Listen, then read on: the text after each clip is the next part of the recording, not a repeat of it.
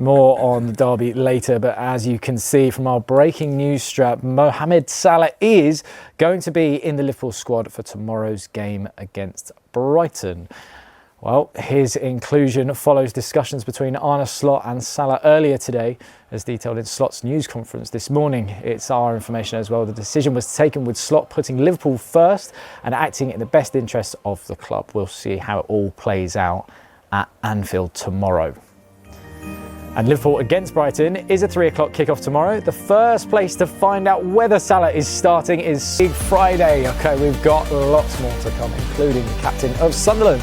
However, we're starting with Mo Salah, who has been in the news all week, and now we know that he is in the Liverpool squad to face Brighton tomorrow. Clinton and Jody are still with me to discuss this, and so is our chief correspondent, Kaveh Solokol. Kaveh, go on. What do we make of the news that he's returning to the squad tomorrow? Well, look, I think we've got a peace deal, but I'm not sure how long this peace deal is going to last. Yeah. It could be something that is very short term. What happened today is that there were sort of clear the air talks between Mo Salah and Arne Slot at Liverpool's training ground. And I think Arne Slot's taken the decision to put Salah back in his squad for the game tomorrow. And my understanding is that he's done this because he's putting the team and the club first. So he's made this decision because he's putting the interests of Liverpool first. Now, the reason why I say I'm not sure whether this is a long-term peace deal is because, of course, after tomorrow's game, Mo Salah next week will be flying off to play for Egypt in the African Cup of Nations. And my feeling is that that break will give the key people involved in this whole situation more time to try and tackle the situation, to come to a resolution. So I don't think tomorrow is the resolution, but I think it's an important step. Forgive me if I'm miles off it here. I know you're saying that the manager's acting in the best way possible for Liverpool. Isn't that his job every week, to act in the best interests of Liverpool? And also, if you're saying, oh yeah, he's in the squad, if he is in the squad and then he's on the bench and all the fans are saying bring him on, but the manager doesn't want to bring him on, where do you then get? Do you know what I mean by that? Do you find that confusing? The reason I say he's doing it for the best interest of Liverpool is, I think if it was perhaps maybe he was just thinking about himself and his authority, right, he would think that no, he doesn't deserve to be back in the squad for what he did. So I need to keep him out for longer. Yeah. So I think he's looking at the bigger picture and thinking, no, what's best for the side and the club is to bring him back in. It'll be really interesting to see whether he's in the starting 11 tomorrow or whether he plays at all. Yeah. And there is still the possibility that tomorrow could be his final game for Liverpool, because all we know is short term he's back in the squad for tomorrow. This situation hasn't been resolved. Yeah. It's going to be resolved by talks held between his representatives and also senior executives at Liverpool during the time where Mo is at the African Cup of Nations. And what I find is quite interesting is I think this has all happened against the backdrop of the fact that the January transfer window is opening and clubs in Saudi Arabia have been targeting signing him in January.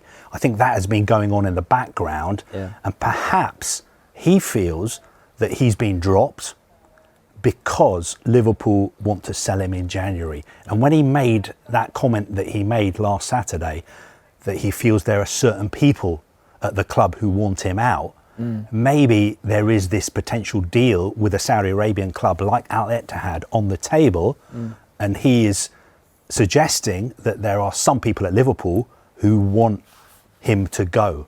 Whereas I think his feeling is that he doesn't want to go to Saudi Arabia yet. He wants to stay and play at Liverpool. He believes he can play at the highest level in the game, and Saudi Arabia is for another day. But the big question is, do the people who run Liverpool feel the same way? Or do they think he's not as good as he used to be? Perhaps it was a mistake to give him this big new contract. Al Ittihad have come in. You know what? Now's a good time for him to go. But I think he's got 18 months on his contract. He doesn't want to be forced out. I think that's really interesting, because I think most of us kind of look at it and go, oh, he's forcing a move to Saudi Arabia or so I think it looks it's the opposite. So I think people have to be a little bit careful when they go overboard criticising Mo Salah, because as is so often the case in football, not everybody knows the full story. Of course. So the full story could be that he feels he's being forced out of Liverpool, and that's why he gave that interview that he gave, which he's been criticised for. But if you look at it, if you flip it to the possibility that Al-Ittihad have come in for him, people at Liverpool are kind of saying to him, now could be a good time to go. He's been dropped, he's on the bench, he's not coming off the bench. He feels that he's been forced out of the club he loves. Like he's pulling the curtain, being like, this is what's going on behind the scenes. And he thinks they're going to sell me without me even having a chance to say goodbye to the fans. I need to say something because I want to be at Anfield against Brighton on Saturday. But you said he's obviously signed this new contract. So you think, I'm not saying that, I'm going to ask you a question. So he signed this 2-year deal, and they gave him the 2-year deal. Why did they give him the 2-year deal then after 18 months now they want to sell him? I don't understand it. Is it because... No, I'm not saying I know you're not saying. I'm going to ask you the question. Is it because they didn't want him to leave on a free, and they know now if he signs a 2-year deal, he could get a contract? And that's just me asking the question to you. Because that's what Liverpool fans will want to know, because you've just said that. That's a possibility. They gave him a new contract because he was playing so well. For a long time, it looked like they weren't going to give him a new contract as well. And clubs in Saudi Arabia, I think Al Hilal thought almost 100% that they were going to get him earlier this year. But he can go there, Carve, at any age. But I think, just from a fan's perspective, if you're looking at the Mo Salah situation from a contract thing, right? If you look at it, last season, for me, should have won the Ballon d'Or. Like in my genuine opinion, I thought he was the guy who was the best player in the world. He was unbelievable. If you look at it from a Liverpool director's point, maybe you look at it and you go, okay, do you give him 2 years, and if he carries on playing the way he is, then everyone's a winner. But if he doesn't start playing very well, you're always going to have buyers in Saudi Arabia. And, if we leave him on the bench, a situation like this may occur, because someone like him, you cannot see him. Listen, last year they had to give him a deal because, like you're rightly say, Roman, he produced at a level that is not. It's rarely seen you produce at that level, and he's been doing it for so long. But the flip side to that is this year he's been poor. So when we're all talking about directors and all that, forget all that. The manager has gone. You're getting dropped because I don't think you're good enough to be in the team at the moment. The amount of Liverpool fans that were a week ago, 10 days ago, calling for him to be on the bench was like loads of them. Like there's plenty down south, my age, that the old glory hunters from the 80s. They wanted him benched, and now that he's been benched, like everyone's talking about like directors and above and all that. I'm like, the manager has gone. You're not in the team. And I think Carra was absolutely spot on when he was addressing the Mo Salah stuff. When you're going, he was dropped for the first game. He was brought on at half time in the next game, and then the Leeds thing where you go, they're 2-0 up. 2-2, then he was 3-2 up, but you wouldn't have brought him on with like defence. Like, I don't see the big like drama behind it. I'm like, he's been playing poor, so you've been subbed. What if he thinks it's not just a football decision though? What if he thinks there are other reasons why he's being dropped? That's up to him to sort out upstairs. You don't need to come out and do an interview about, I'm being forced out the club. The manager's dropped you on the bench, no one else. Like, do you know what I mean? It's like, I don't see the big problem. Play well and then you don't get dropped. Do you think, okay, so if that's the case, what do you make of what Carve is saying, that Slot's acting in the best interest of Liverpool Football Club by putting him on the bench? But from that perspective, if you've got this much of a ruckus that's being caused, should he be in the squad at all, in your opinion? I think it depends on what's been said in the meeting. Listen, if Mo Salah's being disrespectful or doing things behind the scenes where you go, he's undermining the manager, then you should leave him out. But I think Arne Slot has come out of this debacle like very well, because I think he's addressed it well. I think the fans showed how much they was behind him in Inter at 0-0. I think he's come out with it well, and I think he's done the right thing by putting him on the bench, because Mo Salah producing and playing at level he's capable of needs to be involved at Liverpool. And like Stevie G said in the week, the best thing that can happen is that they resolve it. He stays at Liverpool and he gets back to playing to the level where he's at. Because, by the way, there's plenty of other players that are not producing at the level that they should be, other than Mo Salah. But at the moment, it's the talking point. Do you think because, and this is really trying to play devil's advocate here, right? I'm just trying to think of different scenarios that could happen. If Slot now doesn't use him at the weekend, does that not make the scenario worse?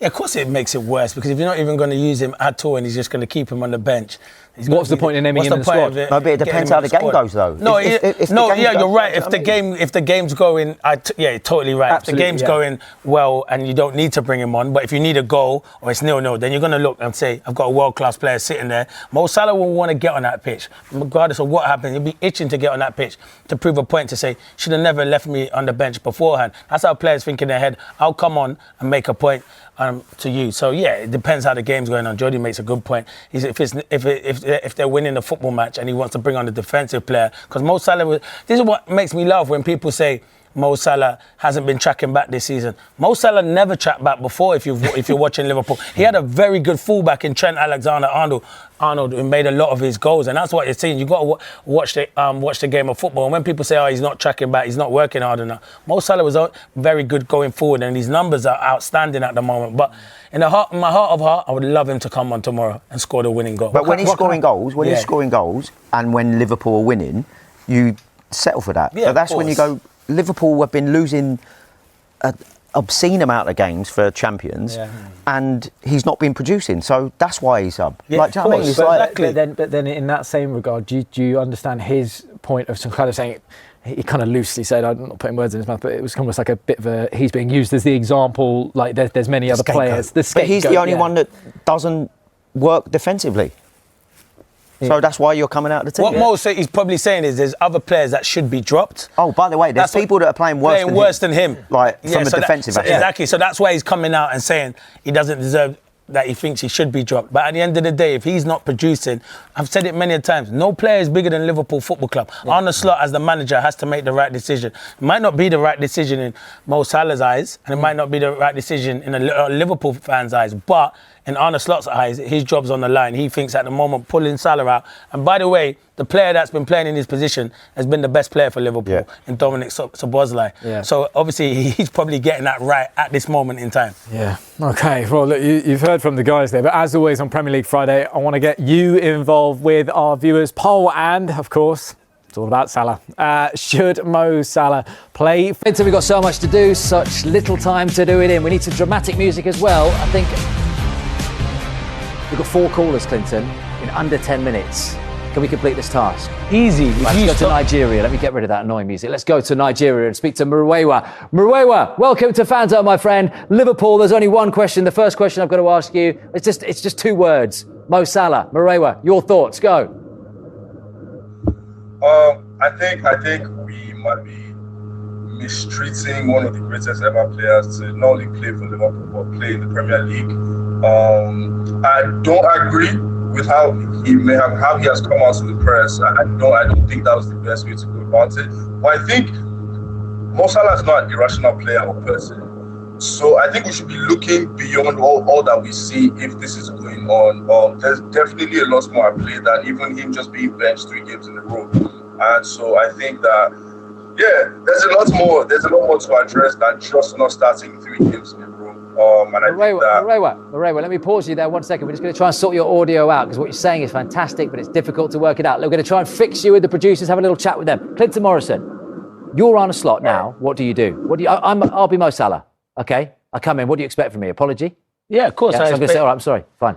Yeah, if you're sorry. If you're sincere and you're sorry, then all right, let me try again. I'm sorry. Yeah, but it's not just got to be a sorry. I want to have a good conversation. I'm sorry. It's never going to happen again. Can we move forward? Yeah, please? And I'll put you on the bench for the Brighton game, and then you go. So you're telling me, Gaffer, I'm on the bench again? Yeah, you're on. All right, I want to go to Saudi.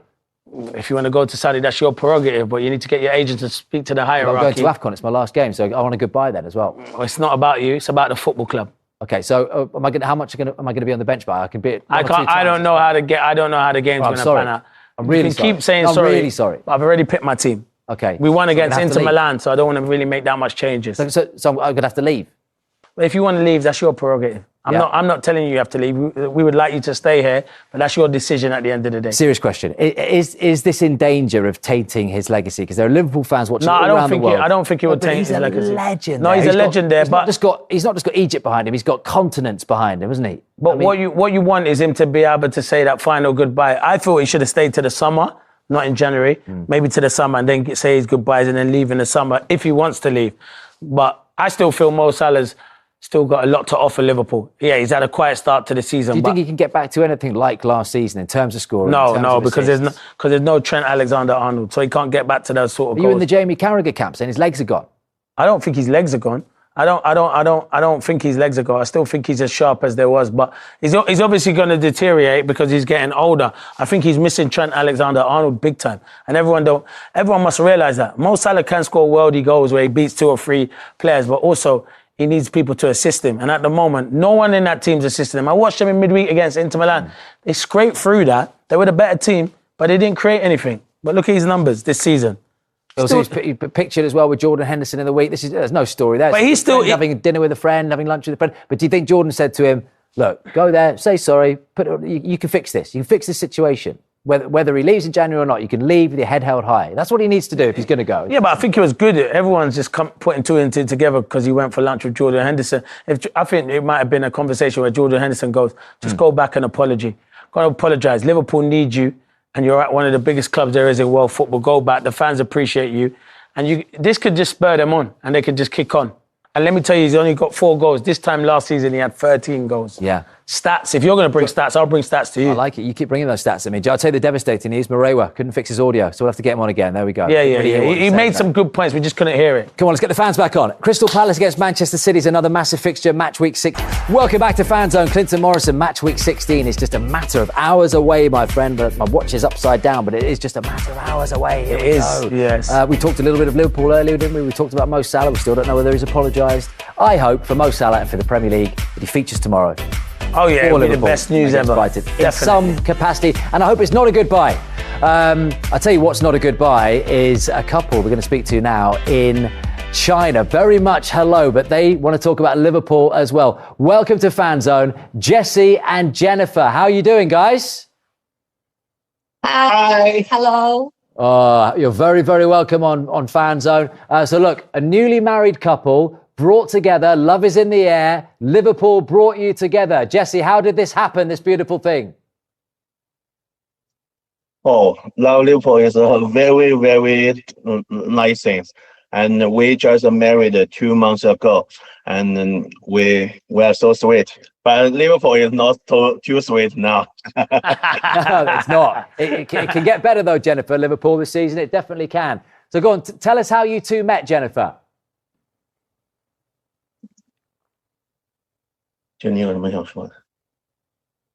Oh, we love Liverpool. We believe in Liverpool. We'll get through those things.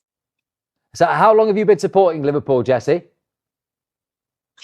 I support Liverpool for almost 13 years. Yeah, when I was a child, in primary school, one winning day, our PE teacher just showed the game, World Cup 1998, between England and Argentina. I just watched a young man in white just lit up the pitch, and I know his name, Michael Owen then. Yes, so yes. I just crazy about him, and I just learn about everything about him. I know he just played for Liverpool. Then I just know all about Liverpool. Yeah. But he eventually left, but I stayed. And because this club is not is so much more than just any one player. It's about Steven Gerrard, Jamie Clark, and the millions of loyal supporters all over the world, and just like me. Even though I'm thousands of miles away in China, but the spirit remains the same. Just you will never collapse. Yeah. Yeah. Well, that goal was incredible. The Michael Owen goal, wasn't it? Absolutely amazing against Argentina. Yeah. Look, Jesse or Jennifer, you answer this. But what happened? A little birdie tells me about the bachelor party, the stag do. What happened for the bachelor party, and who organised that? Well, when it comes to bachelor parties, people usually think of bars, alcohol, or many kinds of games. But since we both of us are Liverpool fans, I want to organize parties more healthier, more meaningful, and truly memorable. So we organize a football-themed celebration that all our fans could enjoy it. So firstly, we rent a football pitch to play a friendly match. Yeah, and then book the restaurant for a nice meal together to enjoy some Chinese barbecue and watch the Merseyside derby between Liverpool and Everton. We all enjoy the game. Yeah, love it. And look, Jesse, I think you're part of the Beijing Supporters Club, the Liverpool Supporters Club. How many members have you got there? How much is that growing in Beijing? Yeah, we have almost 4,000 members in Beijing, and we just set up this club just in 2013. Back then, all of our founders are all graduating from university. We found out we all love Liverpool, and at that time, it was really hard to find another Liverpool fan in China, especially in Beijing. So that made us cherish each other then more. So we play football together, watch match together, drink together, and do everything together. So slowly, we brought more and more Liverpool fans in Beijing together. When Liverpool returned to the Champions League final in 2018, we become an official Liverpool supporter club in the same year. So today we have 4 WeChat groups, each with 500 members and over 4,000 fans in total. We have our own regular pub where we gather and have witnessed many of Liverpool's glorious moments together in recent years, and including winning the 2nd Premier League title last year. So we are so sweet in these years. Yeah, love it. Just quickly, tell me about the wedding as well. Was there a Liverpool-themed wedding? Did you walk down the aisle to "You Never Walk Alone"? Was there a lot of red? Was everyone wearing red, Jennifer? Our wedding was held on a beautiful lawn, which feels very football inspired. Yes, our wedding host was Pope fans. And many guys wear Liverpool jersey and white. After saying congratulations for us. Yeah. Wow, we're looking at it now. We're seeing the pictures. Beautiful. Liverpool are champions. Yeah, they are champions, and we are the champions in lifestyle. So it's so unbelievable. Yeah. And in China, red means happy and lucky. So we are so lucky in that day, and in the days. Task. It's perfect. Yeah, it sounded perfect. Sounded like you had the perfect day, guys. Thank you so much for coming on and telling the world all about it, and congratulations, and great to see you so happy together. Thank you. Good luck. Thank you. Have a good day. Bye-bye. Bye. There we go. Jesse and Jennifer are in beautiful